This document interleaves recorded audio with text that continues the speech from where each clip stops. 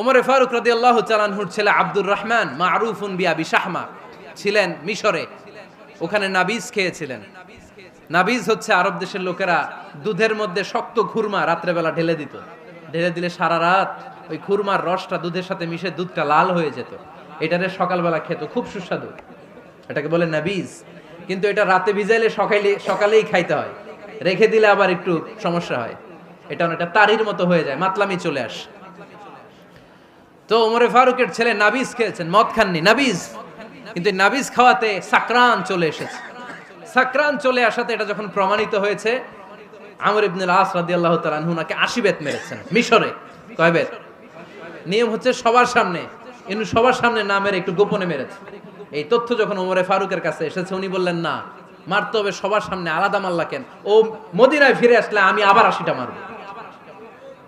মদিনায় ফিরে আসার পরে সাইয়েদনা ওমরে ফারুক ওই আগের 80টারে আর ধরেন নাই, নিজ হাতে আবার 80টা বেত মেরেছেন। এই বেত মারার 1 মাস পরে এই আবু শাহমা ইন্তেকাল করেছে। অনেক ঐতিহাসিক বলে এই বেতের আঘাতে মরেছে, কেউ কেউ বলেছে নিজের রোগের কারণে মরেছে। কিন্তু দিস ইজ দ্য ইনসাফ সিস্টেম অফ ওমর। নিজের ছেলে বলে ছেড়ে দেয় নাই। এখন নিজের ছেলে হইলে 7 খুন মাফ, নেতার ছেলে হইলে 10 খুন মাফ, এলাকার মোড়লের ছেলে হইলে 10 খুন মাফ। নো পার্শিয়ালিটি ইন ইসলাম। ইসলামে পার্শিয়ালিটি নাই। আপনি নেতার ছেলে হন, আপনি বিজনেস ম্যাগনেটের ছেলে হন, আপনি যেই হন না কেন, ইসলামের দৃষ্টিতে সবাই সমান। চিল্লায় বলেন ঠিক কিনা? বানু মখজুমিয়া গোত্রের এক নারী চুরিতে ধরা পড়ল। সাহাবারা বললেন, নবী, মদিনার সবচেয়ে ভেরি প্রেস্টিজিয়াস এন্ড ডিগনিফাইড ফ্যামিলির মেয়ে, আপনি হাত কাটেন না, কারণ ইসলামের নিয়ম চুরি করলে কি কেটে দাও? বিশ্বনবী বললেন, বলো কি? হাত না কাটার জন্য তোমরা আমাকে রেকমেন্ড করছো? এটা আল্লাহর আইন। পৃথিবীর কেউ রেকমেন্ড করলো শোনার ক্ষমতা আমার নাই, কারণ আইনটা দিয়েছে কে? আল্লাহ। লাউ কানাত ফাতিমাতু বিনতি মুহাম্মাদিন সারাকাত লাকাতা মুহাম্মাদুন ইয়াদাহা। আরে বনু মাকসুমিয়া মেয়ে তো দূরের কথা, আমার কলিজার টুকরা ফাতেমাও যদি আজ চুরিতে ধরা পড়তো, তার হাত কেটে দিতে আমি 1 মিনিটও দেরি করতাম না।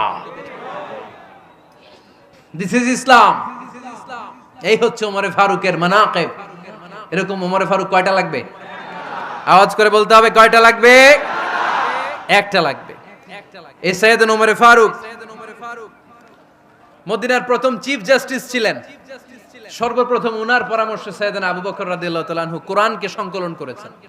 আমরা এই যে কোরআন পড়ি 30 পারা, এমদাদিয়া লাইব্রেরির 114টা সূরা, কত সুন্দর সন্নিবেশ করা হয়েছে, এখানে সাজানো হয়েছে। আল্লাহর হাবিব সাল্লাল্লাহু আলাইহি ওয়াসাল্লামের সময় কি এরকম কোরআন ছিল নাকি? ছিল না। খেজুর পাতার মধ্যে